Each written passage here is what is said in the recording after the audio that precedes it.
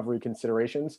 My name is Derek Turner, and I'm going to be your host and facilitator tonight to discuss this important topic. We know you have tons of questions, and we might not have the answers, but we're here to help you out and help you walk you through the plan and give you a chance to share your thoughts and to help to answer your questions. So we're just going to start with this process, and I'm going to kick it over to our superintendent of schools, Dr. Jack Smith, to just introduce us to the plan and to welcome everyone. Good evening. Thank you for joining us. We very much appreciate that you are taking the time to join this conversation tonight. We've provided lots of different communication strategies, and this is one where we can hear from a lot of questions from a lot of different people. We know that since March 12th, when the announcement that schools would close for a 2-week emergency closure, that this has been an extremely difficult time for our students, for our families, for our staff, and for every member of this community, as well as the state, nation, and the world for that matter. We understand that.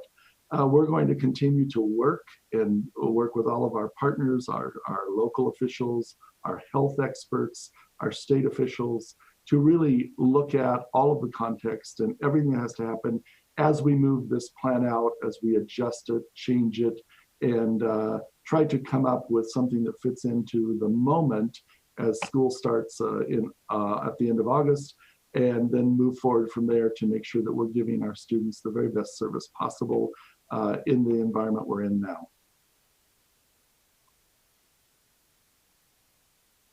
Dr. McKnight, do you want to provide a greeting? Dr. McKnight is our deputy superintendent for the system, and she has been doing a great deal of work with many different teams. Dr. McKnight. Thank you, Dr. Smith. And good evening, everyone. And thank you so much for joining us this evening to talk about our Reimagine, Recover, and Reopening plan for schools and MCPS. As Dr. Smith stated, we've spent a number of months just working with community partners, community members, parents, students, hearing from all of the groups, really evaluating how our online services went for students in the spring when we were first impacted by COVID-19, and what we've learned from that to build on, and to build on in a number of variety of situations that we could be facing in the fall. And so we've spent time doing that, and much of the feedback that's been provided to us has been valuable in a number of ways that's contributed to the framework that we presented at the Board of Education last night. And I say a framework because there are a number of details that we are still working through within that plan. However, it is a plan that does highlight a number of things that we've heard from our community, that you wanted choices and options. We understand that there are a variety of different households that are navigating different circumstances. And so we wanted to provide, again, options and choices that you will have to select what best works for your child and your household. And we look forward to continuing to work with all of our community partners on implementation and what that looks like.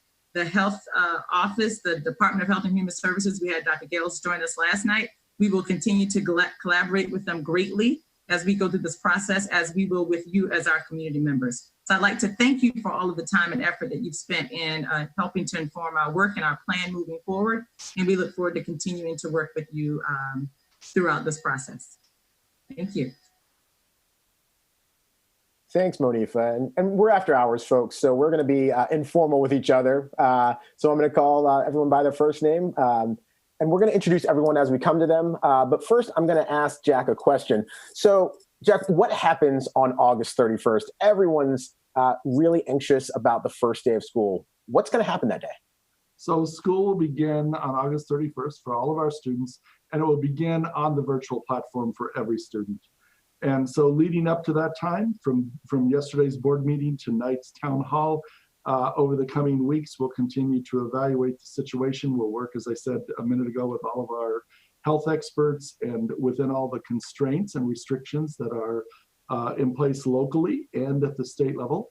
On August 6th, our board will come back together, and at that time, we will make some recommendations. They will continue to have discussion. Between now and August 6th, they will look at all of the information that is provided both by us and by our health experts in the community and in the state. And we'll make a recommendation at that time for a projected date when we would start bringing students back into brick and mortar schools. And so that would be August 6th. We'll continue to work on August 25th. We'll present that kind of final plan to the board with all of the revisions and the changes that are made at that August 25th board meeting. We'll start on August 21st or August 31st with people knowing kind of how long we expect to be in the virtual environment, whether it's a week, 2 weeks, 3 weeks. You know, some people have written to me and said, how dare you not bring students back in until November? And that's a misunderstanding of some things that were in the media. We're actually going to bring students back in when it's appropriate and safe and positive for them to re-enter schools along with the staff members that would re-enter with them, knowing that some students will stay on the virtual environment totally for longer periods of time, possibly throughout the year. We don't know the answers to those things now. But I do want to clear up that misunderstanding that there is no November point at which we would start bringing students into the brick and mortar environment. It might be that people misunderstood because we said we would phase it in our first thinking. And we said it would take about 4 weeks per phase, so about 12 weeks, kind of leads you to the November dates. But we're looking at that closely. But our priority is to give a very good instructional circumstance and situation for our students, a very good well-being for our students and all of our staff members and families, and then work within the constraints and restrictions, and very much in line with our health experts and what they're telling us, what makes sense, what's safe, what's reasonable, given all the other opening up that will happen in the community as this moves forward if we see positive trends continue and even improve. So we don't know at this point, no one does, but we're watching it all very closely. Thanks. So as we're thinking about this, I guess we should tell people what models are we even looking at. So Dr. Janet Wilson, our Chief of Teaching and Learning in Schools, tell us what the two models we're pitching are. Thank you, Derek. The two models that we're pitching really are the two extremes, a virtual only instructional delivery, and then on the other end of that is a blended virtual learning environment. And we know that for us to operate that optimally, certainly we have to look at the safety guidelines, but we ask ourselves the question, if we were to be able to bring students into the building, maximally how many students could we bring in at any given time? And with that, we proposed an A-B schedule. What we know is that the schools will be very instrumental in helping us figure out the hybrid model at the school level, ensuring that we look at the groups of children who need special supports and who need additional opportunities for interventions and so forth. So at the school level, the two variables that are very important are where is the location of the teachers? Are they online or are they in person? And then the second variable is the desires of our parents. Do they want the children in person or do they want only virtual only experience? So I guess we just have to be mindful that those are the extremes, and then there is the continuum of other opportunities to build out a blended situation based on the unique needs of the school, all the way in between. Thanks, Janet. And I guess that opens the question to, if A kids are in the building, what are the B kids doing? So Nikki Hazel, our Associate Superintendent for Curriculum Instruction, tell us what the B kids are doing while the A kids are in the building and the vice versa. Okay, good afternoon or good evening. Well, while the A students are in school, in the building, the B students are home with virtual instruction. And our goal is for those students to be with a live instructor during that time for as much time as possible. So they will be receiving their same courses, their mathematics, their literacy, all of those courses at home with a live instructor. But we will have some opportunities where we would need to do some what we call asynchronous instruction, where there might be some pre-recorded lessons from the teacher or small group work between students, and also opportunities for students to connect with their teachers one-on-one. So it'll be a variety of ways that we are reaching students, Our primary means for doing that is through live face-to-face virtual instruction from a teacher, but there also will be a time for independent work and asynchronous learning as well. And so when people hear virtual, their minds go to the continuity of learning, and they say that was a great Band-Aid. Is that going to be what we're seeing in the fall? So Monica, tell us a little about how we expect this to be different.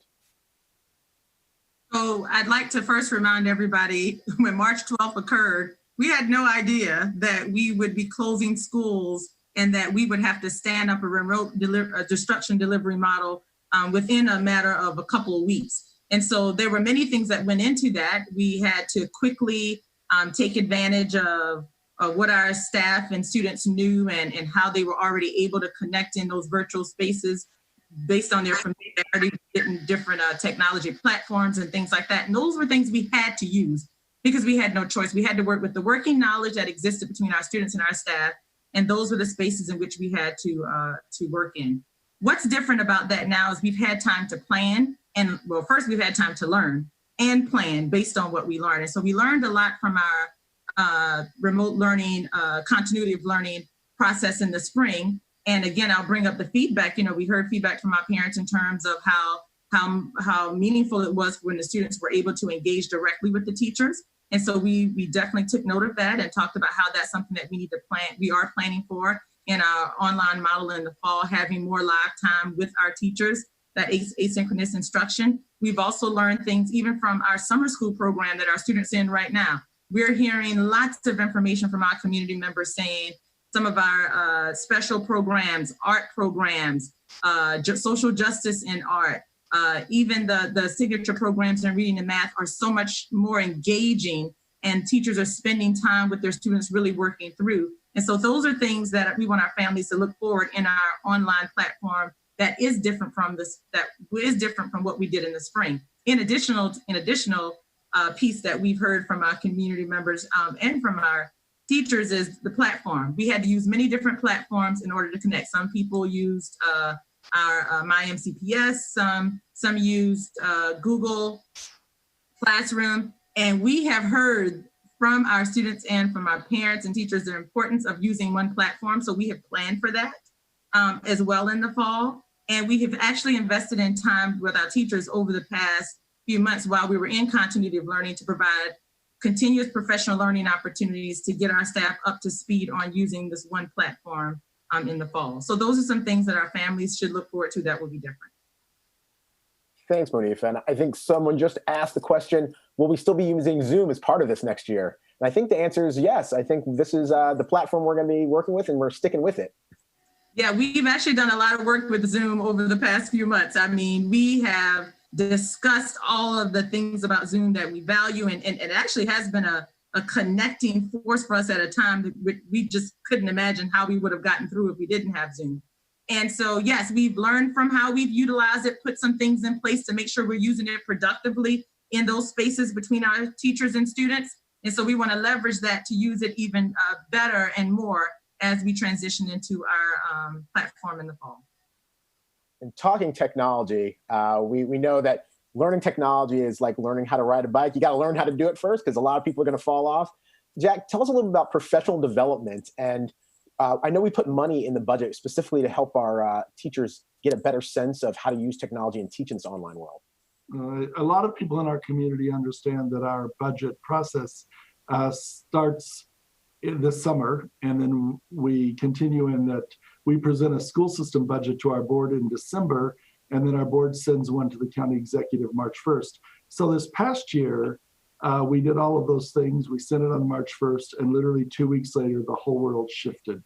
And so we had to go back to our budget and really look at it and say, what do the priorities have to be if we're really going to serve students well? Even early on, we knew we were going to need to have a robust summer program. And we knew that we were really uneven in terms of our staff members across the system using digital technology for learning and for connecting with students. And so we reworked our budget in the spring, and we really focused whatever funds we had available. And of course, the county was only able to provide the foundational level of funding that they are required to fund, often referred to as maintenance of effort, which is the law that governs that. And so we took the money that was available and we said, this is what we need to do. We need to make sure our teachers are very well prepared. So whether we're in the classroom, whether students are in their home, wherever they are, they have digital tools, they have connectivity, and our teachers have the understanding, our paraprofessionals have the understanding, our front office staff have the understanding, all the people that I see their pictures in front of me right now have the understanding on how to use these digital tools. And it really has pushed us to be much more digital, much more in the 21st century, and do our work very differently. And we have, as Monifa said, we've done a lot of work around the platform, around Zoom, around other uses of the technology, and we're going to continue to do that work. And that's the professional learning work that is so critical for the adults to be able to really support the children at a high level of expertise and understanding of how to use the tools to do the work. Thanks, Jack. And now that our teachers are going to have this training and the skill sets to teach in the live model, how much of it is actually going to be live? We have some parents who are anxious about the Wednesday dedicated to professional development. Janet or Nikki, tell me a little bit about what that Wednesday in the proposed model looks like.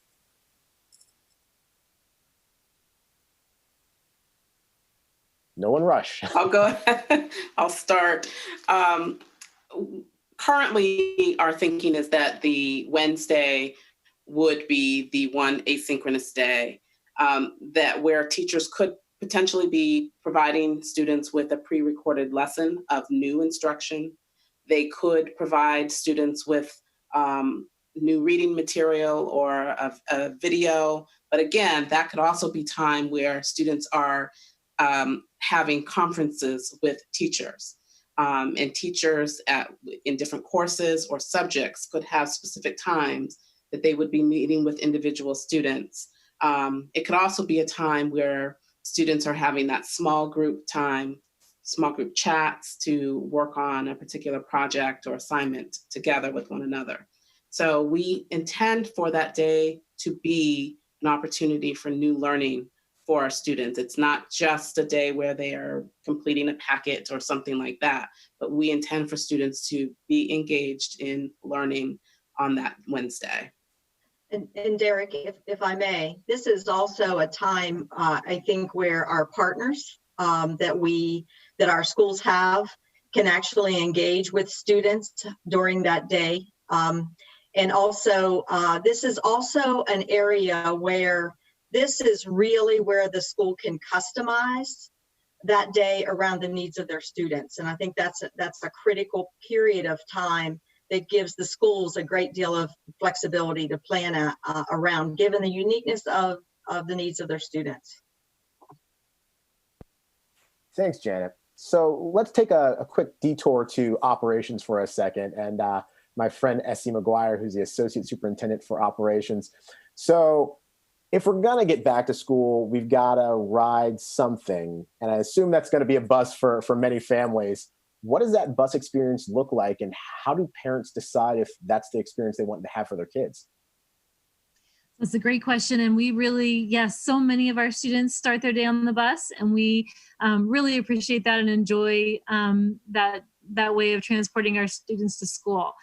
With the health guidelines that we're going to be following, we have to have a lot fewer students on the bus. And that's the first challenge that we are working through when it comes to transporting students to school on the bus.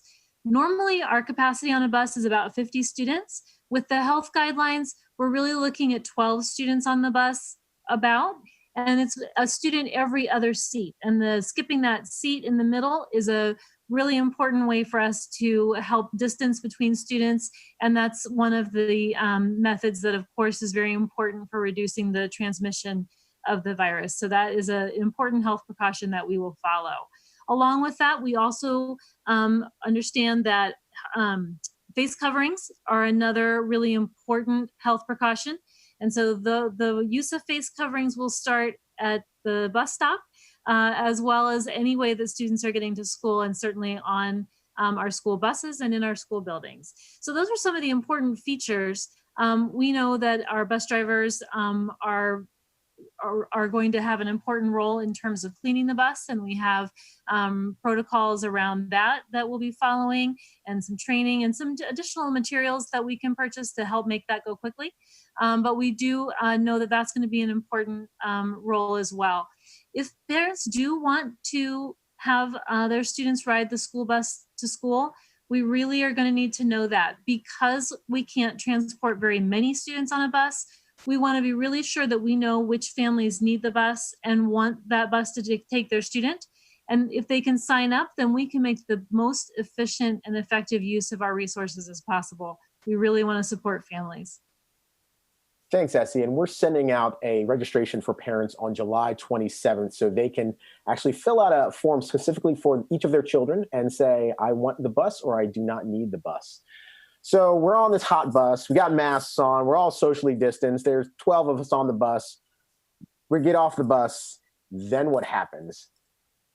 Well, when we get to school, that is another place where we do know that a lot of things that we do now are going to look a little different.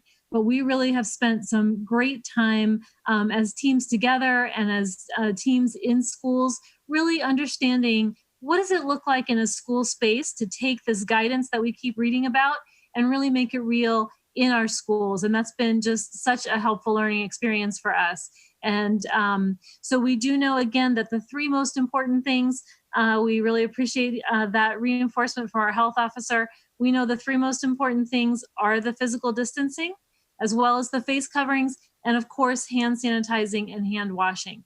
So we are building that and those components into every aspect of our day. When we get to school, we know that we'll need to have arrival be spaced out. So we will probably have arrival windows that, again, are not all at once, but acknowledge some windows and some planning of stages during the morning, and then, of course, again at the afternoon. We'll have students line up outside the building and then go into the building in lines so that they can maintain a distance, but also so that they can stop and have hand sanitizer, and then proceed to their classroom or another area where they'll be supervised there. So those kinds of processes we're going to build in. And again, we'll work very closely with our staff, because we know every school is different and every school is going to need to really configure how it how the school can work with students according to the unique needs of that school. Thanks, Essie. And I failed to mention, before you get to select if you're going to take a bus or not, you need to select what model hybrid is your preference. So Janet, can you tell us a little about what that selection will look like?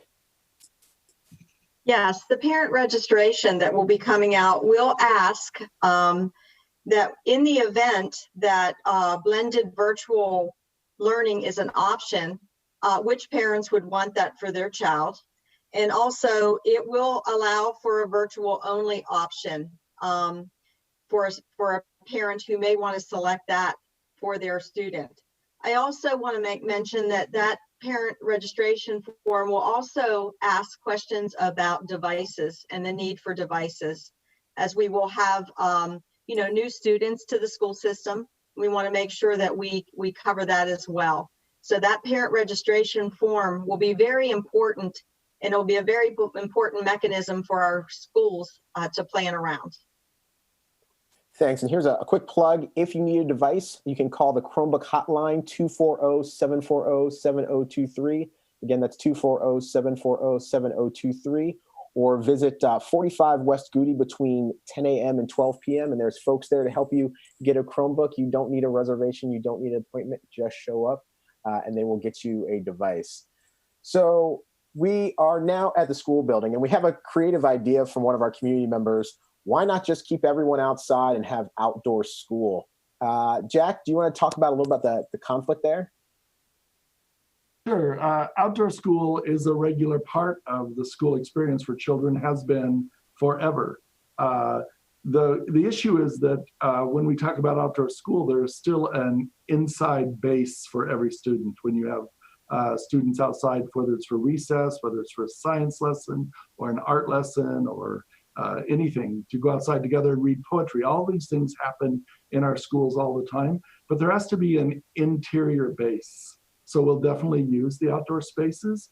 once we do move back and are able to move back to brick and mortar schools, but we can't just use it as a space in and of itself because of inclement weather, because of restrooms and students becoming ill.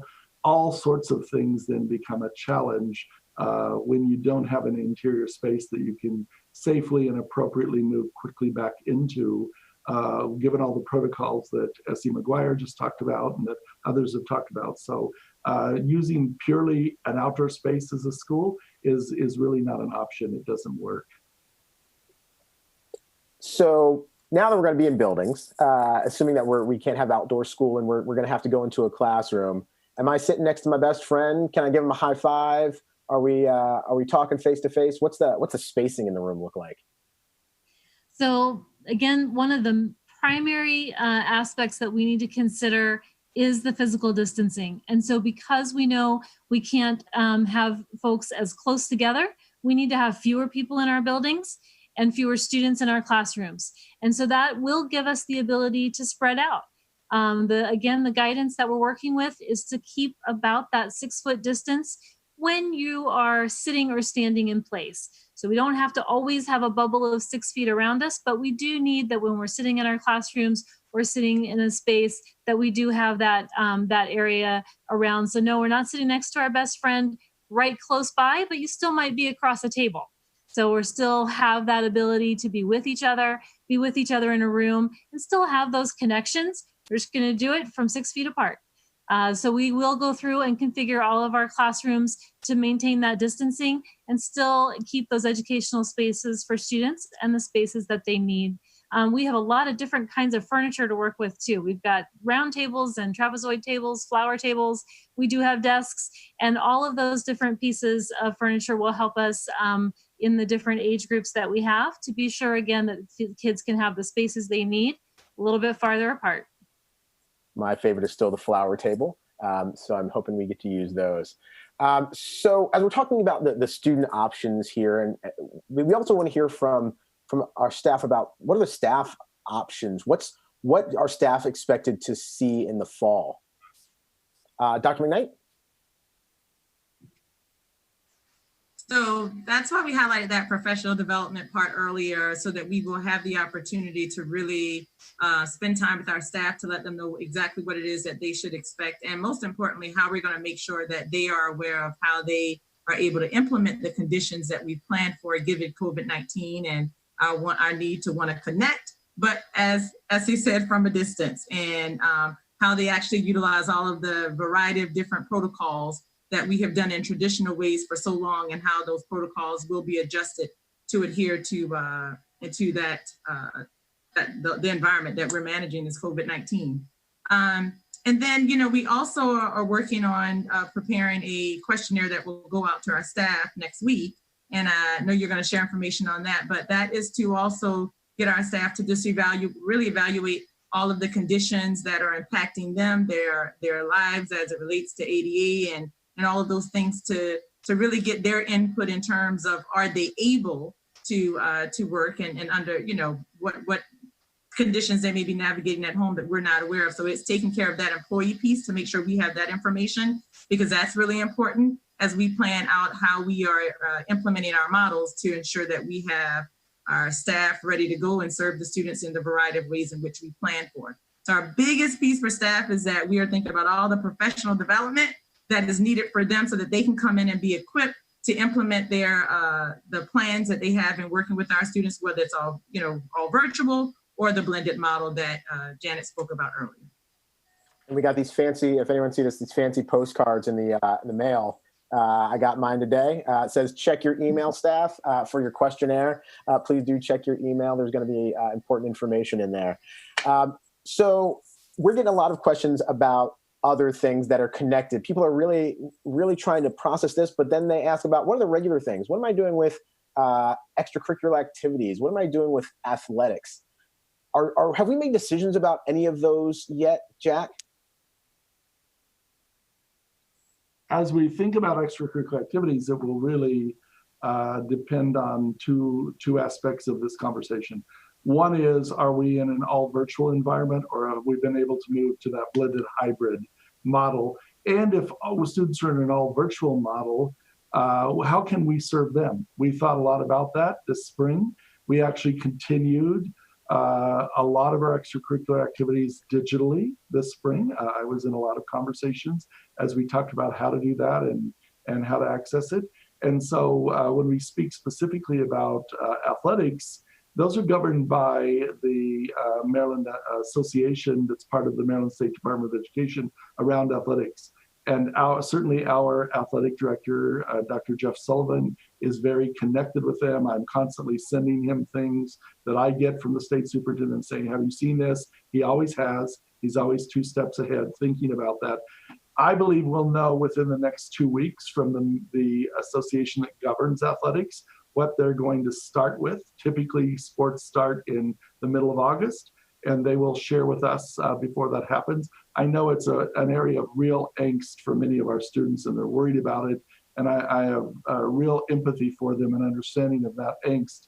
And so we're going to do whatever we can, whether it's virtually or in a blended hybrid model with some students virtual and some in brick and mortar schools, as long as we keep students safe and live within the restrictions that are placed on us by the health officials, we're going to do everything we can to create those. And I just heard a report today from a parent about a summer art program that her child is in, and she was just so thrilled about the experience the students having. And I talked to an art teacher at one of our elementary schools, and I want to just take one more minute and describe what they were doing back in May.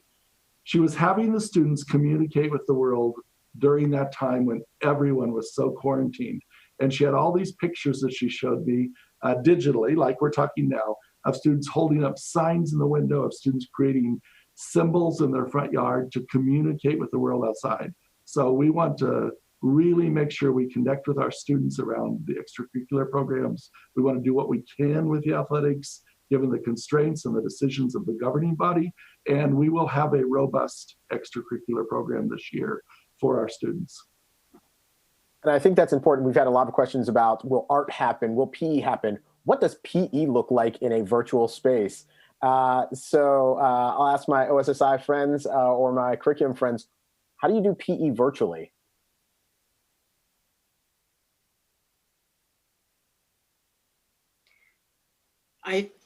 Our art, music, and PE teachers, all of them have been extremely creative about getting students to move. And in PE, I know that a lot of PE teachers have had opportunities for students to just stand in their room doing certain exercises. They've had opportunities for students to learn about different movements and exercises and study how things were created and studying different things around the world. So they've used lots of different learning opportunities to move, to study. And so they've been very creative about it. Students have had an opportunity to post their own movements that they can share with their classmates. And they've created like a Google Share opportunity for them to share with their classmates. And then they repeat the classmates' movement. So they've been really creative about how not only to get them moving, but also how to have them connect with one another while they're doing it. Great. So we can do PE remotely, we can do art remotely. And now the question is, what else can we do remotely? So we're asked the question around, what does the middle school experience look like with schedules being so different? How do you manage periods versus elementary? We see, you have one teacher during the day. How do you manage all that complicated schedule at middle school and high school? Dr.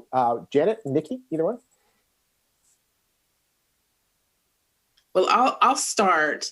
Our thinking for those who are in a building, for middle school students and our high school students, is that they would split their 8 periods into 2 so that they would only experience 4 of those periods in a day, having a little more time in the classroom so there's not as much movement between classes. I believe that we're going to try, and Essie can speak to this a little bit more, as much as possible to keep students in the same space But I know that as the students get older, that becomes a little bit more difficult to do so.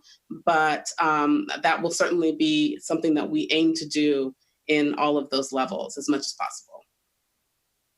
And I know we're focused a lot on what's happening in the buildings, but we're kicking off this year virtually. So what does that virtual schedule look like for middle school and high school as well?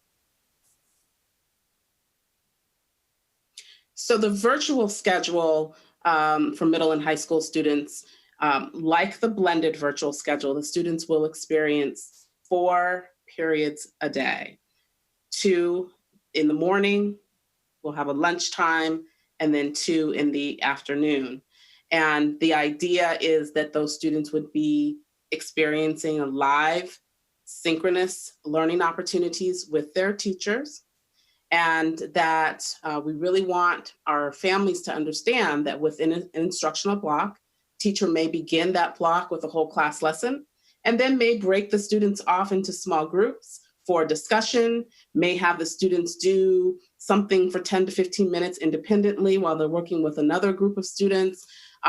We want our students engaged and talking to one another and talking to the teacher. So we don't expect to see a full hour of a teacher just talking at students and students just listening. We want them to really be engaged in the learning. And we will also have our ESOL teachers and our special education teachers also either co-teaching or will be working with students at scheduled times to meet their individual service needs. Jan, I see you talking, but you went back on mute. I'm sorry. I just want to add a little bit to what Nikki has said there. Certainly as students are in the in-person model, we would be staggering as if students do have to change classes, because we know the importance of the uniqueness of the schedule that meets the needs of each individual student. I do want to point out that at this point in time, based on the modeling that we've done, the elementary and the middle are both on the AB. However, on the high school schedule, it could very well be likely, because we have some schools, some classes that are just offered maybe once or twice during the day, that a student could actually have their in-person time in the high school and actually find that for one of their classes, maybe 2 of their classes, they need to log on because that teacher happens to be teaching that course virtually. So even if they're in person, they may find that they have to connect with the teacher remotely during a period or maybe 2 periods. I just wanted to point that out. We do know that the high school schedule is a lot more complicated. It's based on, that master schedule that everyone talks about. And of course, credits are tied to those. And so the work at the high school level, I think, will be tremendous in terms of making sure that all of our students' needs are met credit-wise. And again, that goes back to the desires the parents have for their student, as well as the situation of our staff in terms of their teaching environment. Thanks, Janet. And I think we're getting a lot of questions about childcare, one of the favorite conversations in buildings. So S. McGuire, are we allowing childcare in our buildings now? When can we allow more childcare? Give me the scoop. Sure. So, and we know this is a critical issue for parents. We really appreciate and understand that. And we have a range of kinds of arrangements with our childcare providers. We have some childcare providers that are in our buildings that are actually closed schools or separate spaces. We have some childcare providers who are maybe on the site of our schools but have their own standalone space. Those childcare providers, we're already working with them to bring them back. If those providers are ready to open and are meeting the requirements that they have from the state, then those we're able to work with, and we're very happy to be able to do that. It does get a little more complicated when we're sharing space in an active school building, and that's really the part that we know just is we know it's challenging for families and for providers. We are working with those providers, we're talking with them, and we would like to provide as much access as possible. We really would. But when it's a shared space, we just have a lot of things that we have to work out because of the limitations that we have in the building and the limitations on how many people can be in various spaces. So we're working very closely with the childcare providers, again, looking at that in the context of what reopening may be possible for us to bring students back into the building. And we'll absolutely continue to coordinate with those providers as we move forward and just keep that conversation going. Thanks, Essie. And so before we get back to the details, we have a couple of people asking the question, who came up with this plan? And it's a really big collaboration. And one of the key wranglers for all this is our own Diane Morris, who has been helping to keep all the teams together and the committees together. So Diane, tell us a little bit about how these committees came together, who's on them, where the ideas came from, and how we got to this document. Sure, thanks, Derek. So once we had the new in March, we really focused on the continuity of learning. What were we going to do for the remainder of the year? Then we pivoted to our summer school plan and recovery and reentry plan. So collectively, we met with our association leads, with some external stakeholders, and we developed as a charge statement. That was really our vision for what were the guiding principles and what were things that we wanted to ensure were at the foundation of our plan moving forward. And so we got together and we developed deliverables. What did we hope that we would be able to deliver at the end of this time together around different aspects?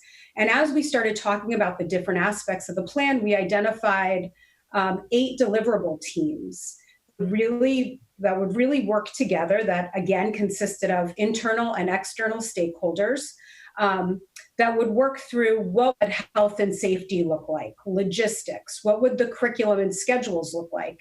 And so these teams really worked through some ideas, but it was grounded in the research. And the research came from other countries who have already gone through this process that were ahead of us, as well as other state, other districts, CDC guidelines, and working with our local officials around best practices. And so it's been a labor of love.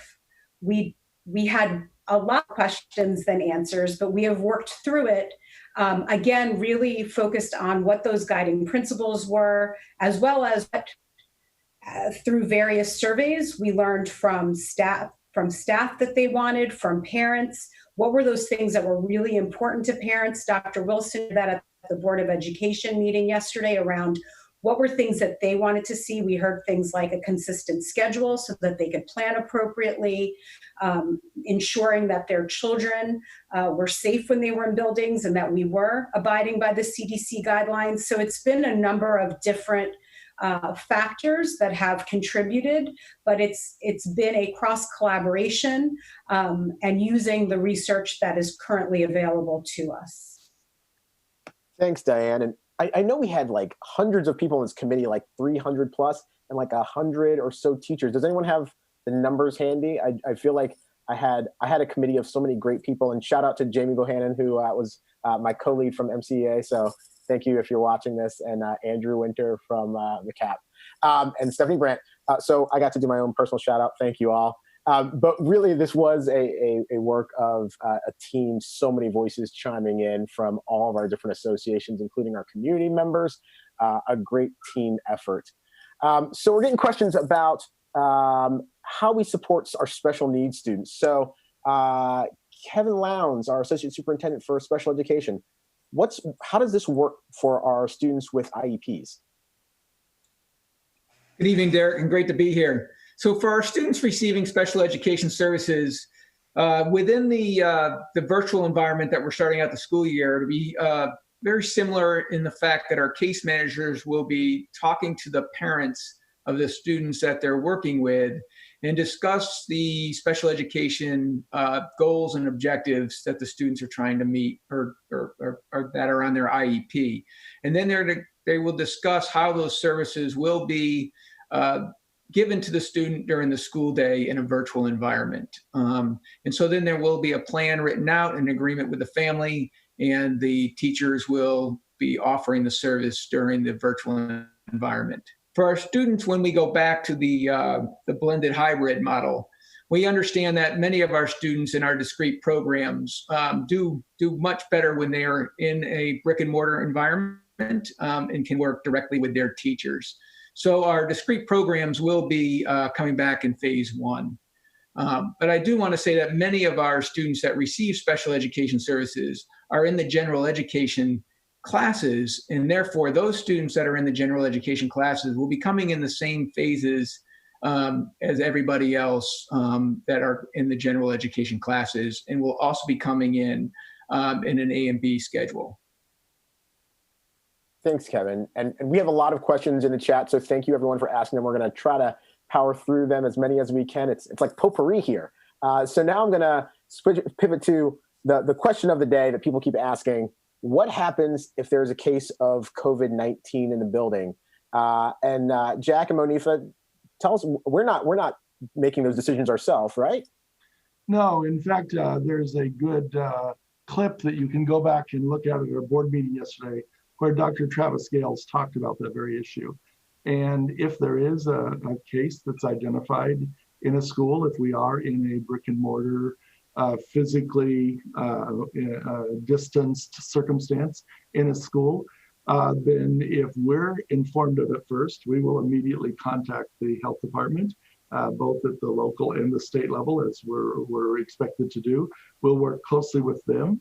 And as Dr. Gale said yesterday, there are a lot of contextual issues, the contact tracing and all the things that would need to be done, but that it would be handled on a individual basis based on all the facts around what it is that's identified in that situation. And so,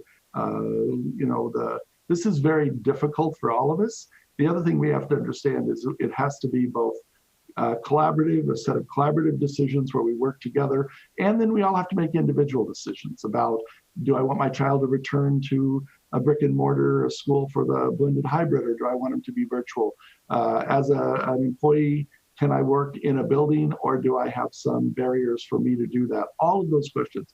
So we've got to think about it as a collaborative effort among many, many people all working together. And then we all have individual decisions to make about what we decide to do in this environment, just like we've all been making those decisions since March 12th, when the very first thing that happened was the governor and the state superintendent shut down schools. If you remember, it was just 2 weeks and 2 days later that we basically were all told to stay home at that time. And then we had to make decisions, and it's just been a constant series of decisions. So Dr. McKnight, Monica, other thoughts about the work that you've done with Dr. Gales and Dr. Stoddard around that question? Absolutely. So Dr. Gales and Dr. Stoddard and I and a number of staff in the system, we've been partners throughout this. We had to establish those protocols in the spring when we were first navigating how we would manage cases if they came about. And so we will still do that collaboration. The one piece I'd like to add on to what Dr. Smith shared about that collaborative effort is, however it's determined that we handle any case that comes up, in terms of the action that takes place after that, that is a collaborative decision as well. So the school system doesn't make any of those decisions in isolation of just us. We actually collaborate with our health officers, and they will help us figure out what we do in that situation and what the appropriate action would be as a follow-up to make sure, of course, we're ensuring the safe and healthy environment for everyone involved. Thanks. And so I just saw my toddler run by and reminded me that how are we going to control and manage kids who wear masks? My 3-year-old struggles with it. I've had to bribe her with Paw Patrol toys. So how are we going to manage students who want to pull down their masks or don't know, can't stay socially distanced? What's our strategy to make sure that everyone remains safe?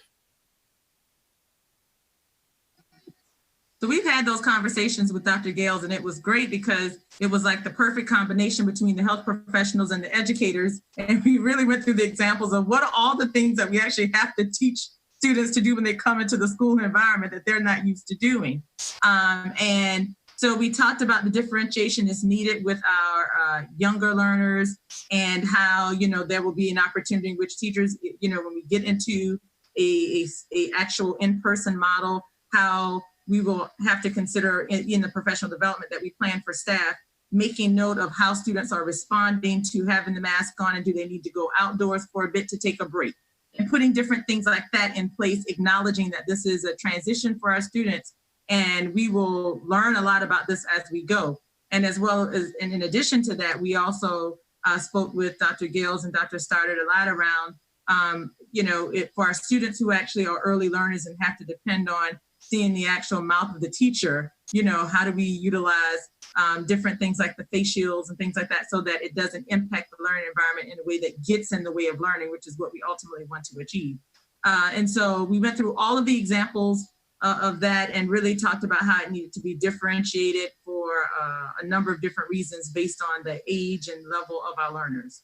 So learning a lot, we'll learn a lot as we implement this process with our students, but I appreciate you bringing that up, because for us as adults, sometimes with the face masks on, we need a break.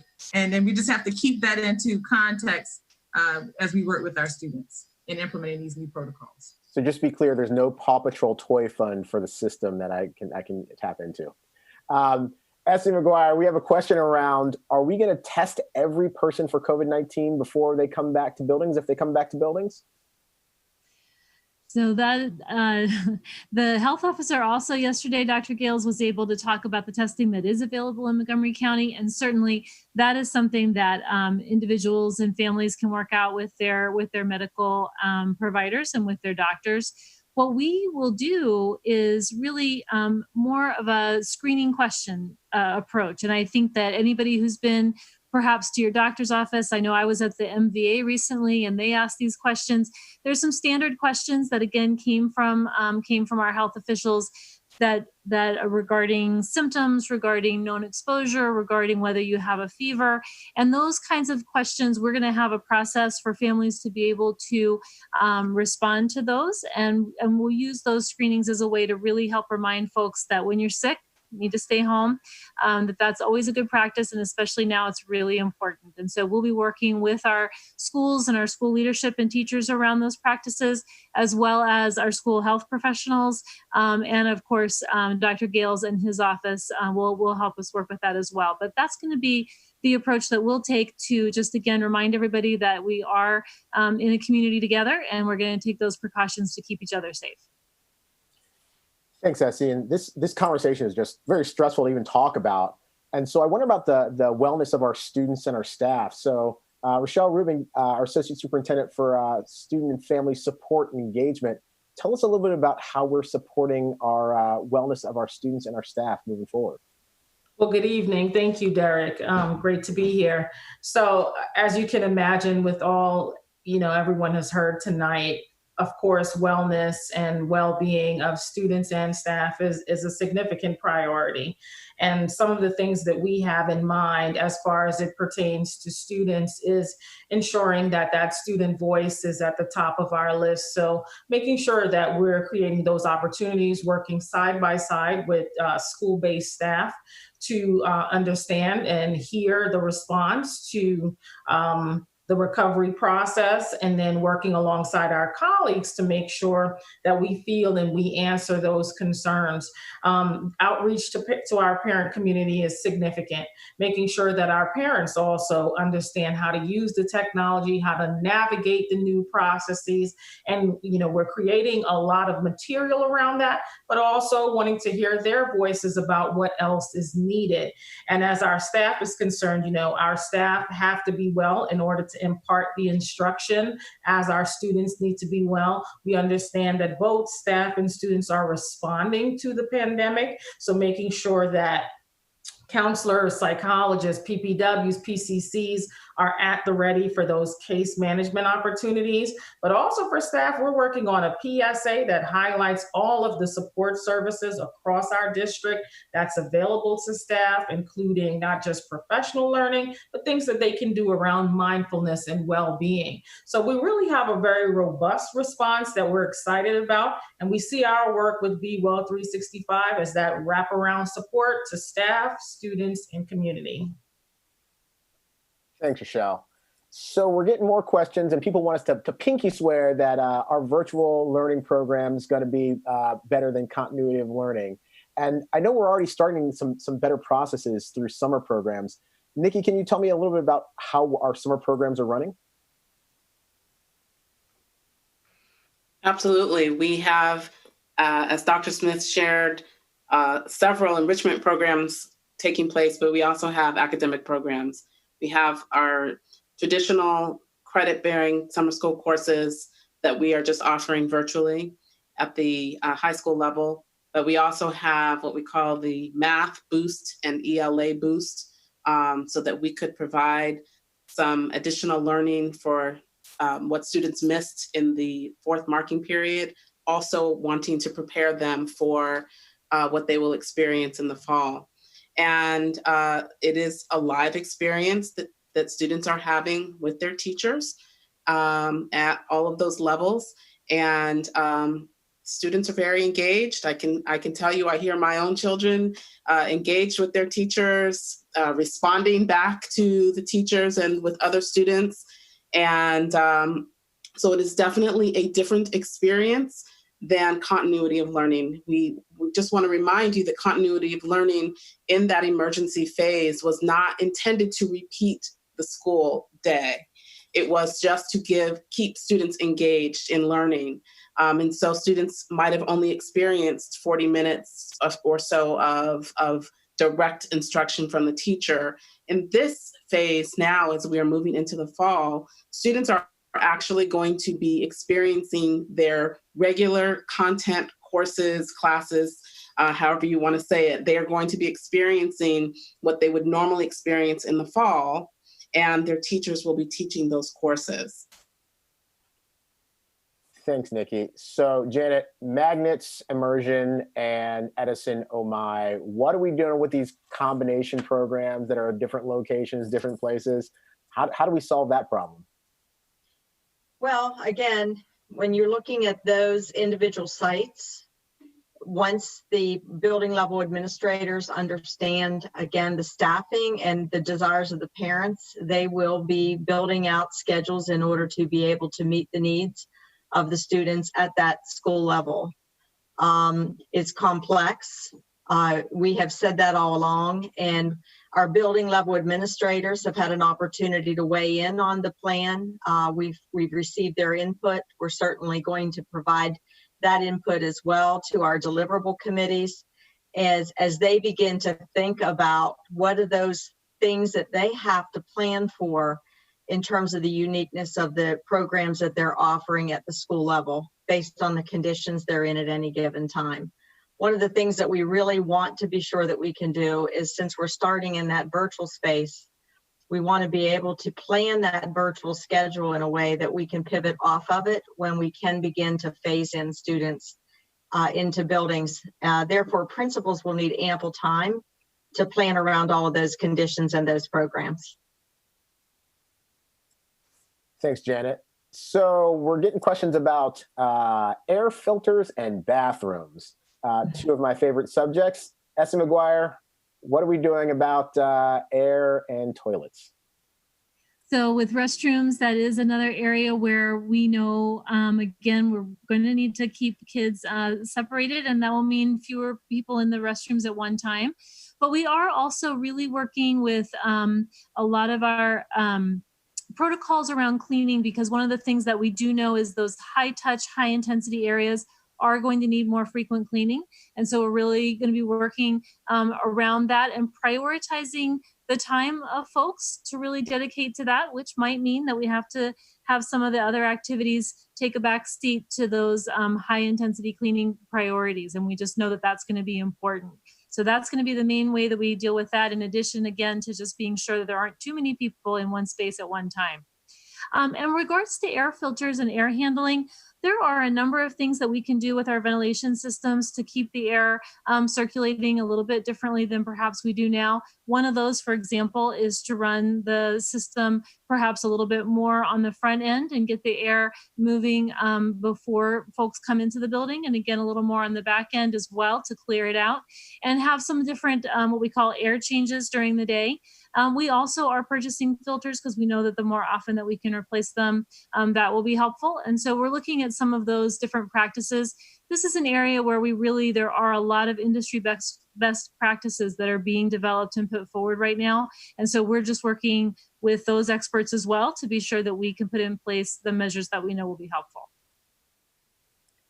Thanks, Essie. So we're getting a lot of questions about special education around the PET program and other special education programs around self-contained. Kevin, can you just walk us through again, like how is that experience for those self-contained classes? Are we going to be able to serve them in the same way? So Derek, thank you. So in the distance learning, we're going to be serving them with their teachers. We'll be connecting with their students and with their families and getting the classrooms together. And just like with the general education, the special education self-contained class will have more interaction with the teacher and the paraeducator come the fall. And they're experiencing that now, many of our families during ESY extended school year that are participating. When we go back to the buildings with some of our self-contained classes, our students on the alternative learning outcomes, some of them will be in the building every day that the school is going on because those class sizes are small. They're at a 6-to-1 ratio. And so therefore, we already have enough spacing that will be able to allow those students to be in the class every day that the school is open. Some of our other self-contained classes are much larger, and therefore they will be rotating in on the A and B schedule. The other thing that we have to look at and make sure that we're very careful with and making sure our students are safe is with transportation. And so we're working very closely with Essie McGuire and her team with the transportation to be able to see how we can bring the students that are coming in every day in a very safe manner and keeping that social distancing. So we will be in close contact with our families once we determine what the day will look like for our students in our self-contained classes. But the ones that are small with a 6-to-1 ratio right now, it looks like that with the transportation and with the rooms, we'll be able to bring those students in every day that the school is going on. And speaking of us being able to bring in students, we have a question about why 9th grade, 6th grade, and pre-K versus 11th grade, 7th grade, and 4th grade. How did we come up with this? Why are these levels prioritized over others? So one of the areas that we know is really important is to think about the students who are either new to school, like kindergarten students would be in the elementary setting, and also students that are making transitions between levels. So they transition from elementary to middle to high. So they're meeting new friends. They also are meeting new teachers, and it is a completely different experience for them. I do know that there is certainly a lot of concern about also our seniors and and the importance there as well. And that's part of the feedback that we're hearing, and that feedback will go back to the deliverable committees in terms of maybe how we approach that phase in for our students. And again, it's about the capacity that we can hold at any given time in a safe environment within whatever conditions we're operating in. So it is looking at the vulnerabilities of students who are changing those levels and making sure that they have the access to the courses and are able to meet their teachers so that when they are in the virtual space, they're able to connect with them in a more comfortable way. Great. So, Jack and Monifa, a question that comes up when we're in crisis mode and not: grading policy in the school system. Tell me about what do we actually expect around grading for the fall? Is it going to look more like the pandemic grading or more traditional? No, the grading system will be the traditional system that MCPS uses for elementary, middle, and high school. One of the areas of work that's been going on is a review of our high school grading system, and that review will continue as we pick up the school year, but it will be the traditional grading system. We need to remember, and all of us keep in mind, and sometimes it's difficult to do, that the spring was very much dealing with an emergency, a crisis. And as we move into this, while these are not things that we would ever choose, none of us would have chosen to be sitting here tonight having this conversation, that we can work our way through these. We can find the best solutions together. We can then refine and revise those solutions as we move forward and do our work together. But it will be the traditional grading system that will be in place when school starts on August 31st. Thanks. So we're going to start wrapping up, but I want to get a few more questions in, and one for Rochelle Rubin. A family is asking, should they try to keep up with their vaccinations? I think that's a good one. So I'm assuming that's a yes, but can you tell us a little more about that process? Yes, that is a yes, and I really do appreciate that family for asking that great question. So yes, we're working very closely with DHHS. We're following some of the same processes, and we're actually working on our vaccination communication plan to our schools. So very timely, and the answer is yes. And while Matt, with you and Essie, are we providing masks to students? Will they have those to keep themselves safe? Yes, absolutely. So again, we know that the face covering is a really important public health measure, and we know that that's still a requirement in Montgomery County. So we are ordering lots and lots of masks, and we would certainly encourage people to have them. If they have ones that they're comfortable with, they're welcome to bring those and take care of them the way they would like to. But we will also have them at the building to be sure that folks can have one if they happen to come without one, or if they need one to be replaced during the day. We want to be sure everybody has what they need as well. So we are definitely stocking up. All right, so we are wrapping up this conversation. Just one last question. I mean, we've put out a lot of surveys to our community, trying to get a lot of feedback. I just want to let the community know that all of our survey information there's a link on our website. We'll get the outcomes to our surveys. We got more than 55,000 responses from our community, thousands of responses from our staff, 16,000-ish. And it really helped guide what happens in this plan. I know people think that we don't check the surveys before they close. In fact, we have a special power to check it anytime we want to. And we do, to make sure that we have the most up-to-date information as we're going through the process. We want to make sure we're learning as it's happening and not just when it closes. But now there's a next step, more information we need from our families, more information that we need from our staff. So Janet, can you just walk us through what the next steps are? Yes, we will be close to the parent registration window, posting the next iteration of our plan. We want the plan to contain more information about what parents can expect, both in the way of synchronous and asynchronous instruction. We want those expectations clearly laid out in terms of what our instructional delivery will look like, especially as we're opening in an virtual only environment.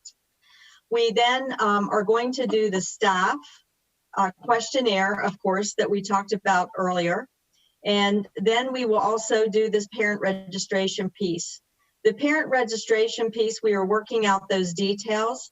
We are hoping to use our parent portal for the first layer, but we know that we'll be working with Ms. Rubin, Rochelle's office, to do some case management and outreach, because it's extremely important that we hear from every single parent on that parent registration process, because we have to be able to plan accordingly at each school level.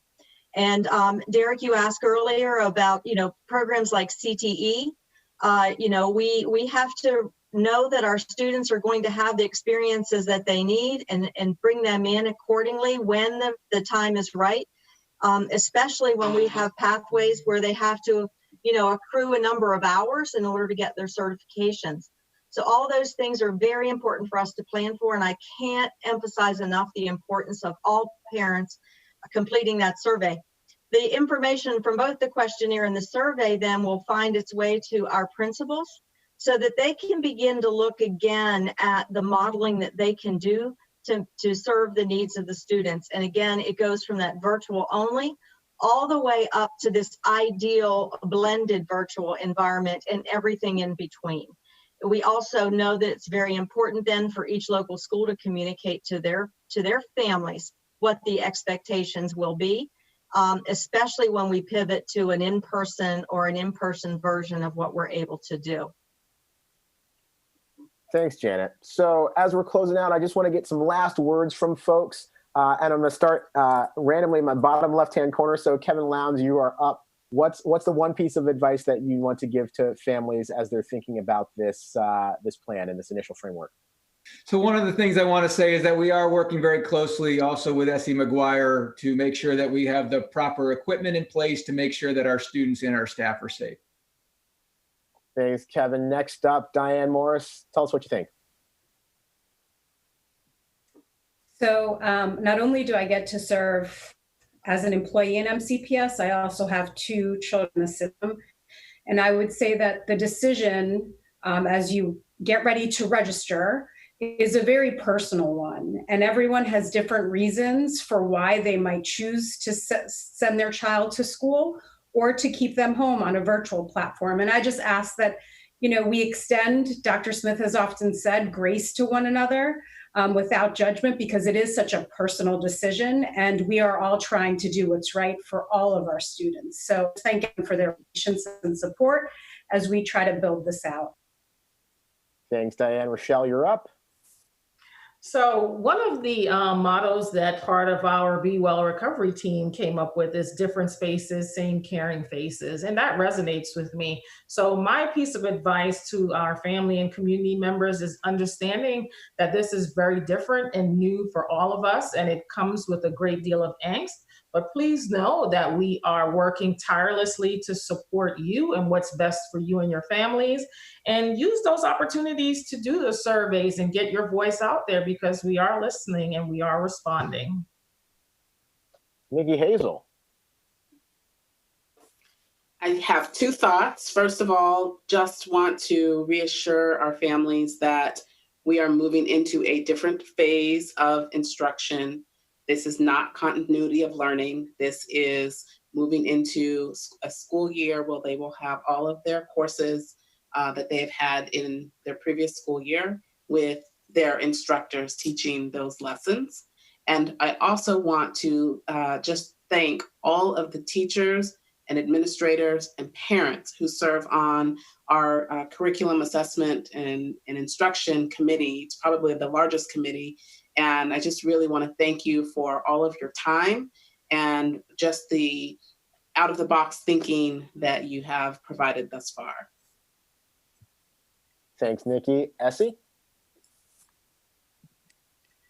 Thank you. I think, what you're hearing here is really the depth that we're sharing of how much we are thinking and putting into this. We know everyone is, and we know that everyone is pulling together to, in our communities, in our schools, in our workplaces, everywhere that we are, it is really an all pulling together moment. And I think that we are all experiencing that. And I think we'll all have the benefits of that as we move forward.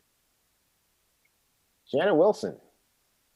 Thank you, Derek. There is one more thing I'd like to mention about the parent registration process, and that is that when parents do decide the virtual only option, even if we come off of virtual and they want to stay in that virtual environment, or they pick the hybrid, the blended virtual option, there will be a process if later on they need to change that decision. And we want people to know that. But other than that, I want to thank all of the members of the deliverable teams. I want to also extend my appreciation to the cross-office approach to this. This is an extremely complex thing, and also to our community that is providing us with the feedback through the surveys that we have put out there, as well as the comments that you're making on our plan thus far. I know we probably have well over 5,000. All of those are important. Those will go to our deliverable committees so they can see what you're thinking. But we do hope that when the parent registration time comes around, that the next iteration of our plan has those things in it that you need to make a great decision for your child. All right, we're down to the last 2. Monifa. Thank you, Derek. I'd like to say to our community, I tell you, as a mom, as a educational leader, I just want to reinforce that we take the same care and concern for our students personally and for their learning as we would in normal circumstances in our current circumstance. That's at the crux of why we're here. And while we're managing very difficult circumstances, that is still at the core of our being. And that's why we're here doing what we do. So I reiterate what's already been said about the continued engagement is critical for us to continue to engage with one another to accomplish that. And I'll say it takes a village. That is not just a statement or a cliche comment. That is really what it is. We are right now managing a health pandemic that requires creativity, innovation, partnership, support, collective intellect, all of that to accomplish best what we can for our students. And so I am grateful that we are in a community like Montgomery County where we have a shared ownership of success as well as problems when they come up. And we've seen that in a number of ways through COVID-19 in terms of whether it's government aid, county council, government agencies, faith-based leaders, everyone just jumping in saying, what can we do to help? And so I'm so appreciative for that. And I thank everyone for that. And I thank the staff as well who have worked tirelessly to get us to the point where we are. Our teachers, our principals, our central office staff, our leaders, everyone has been committed to this from the beginning. And I'm extremely grateful for that. And I thank you for it. And thank you, parents, for entrusting us to come up with a way to continue to support our students through these circumstances. Thanks, Monifa. And Jack, the last words of the night. I just want to start by saying thank you to all of the individuals that have been engaged in this work. The staff, literally hundreds, thousands of them, the community stakeholders and members, the parents who write to us, who speak to us, who share the difficulties, the joys, the successes. All of what you say helps inform every decision that's made and how we do our work.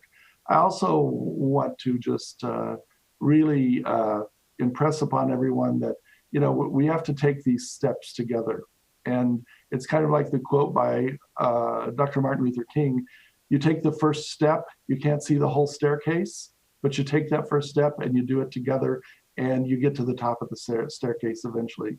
And it really is what we have to do is take these steps together and think about them and then move forward in a world that's very unknown to all of us. And I understand that, and I understand the angst that it creates personally and professionally for every person that's been talking tonight, as well as every member of our community. But I certainly am so appreciative of the Montgomery County community and the care and attention that's paid to the well-being, the learning of all students, and that care is so critical. So thank you for all you're doing on behalf of anyone that you meet across our community to support everyone as we move through this together. And thank you to Derek for hosting tonight. Thank you so much, Derek. Well, thanks for allowing me to do this. And we received so many questions, and I know we couldn't get to them all, but we have a FAQ on our website. So we're going to keep updating that FAQ with more and more information, more and more of your questions. We have 5,000 plus comments from you already, so keep them coming. This will help us refine and revise our work. Just piggybacking off of what Monifa said, it does take a village. And in my world, where I love comic books, it takes like a group of superheroes, like joining together to fight the Thanos and the bad guy of the world. So I think we're all superheroes, our parents, our staff, our community, that we are fighting this COVID pandemic thing from so many fronts. And we're all using our special superhero talent to do it. And I just appreciate everyone who's bringing their ideas to the table. It can be traditional, it can be far outside the box. We need them all. We need your voice, and we do appreciate you. And on that note, thank you so much and have a great night.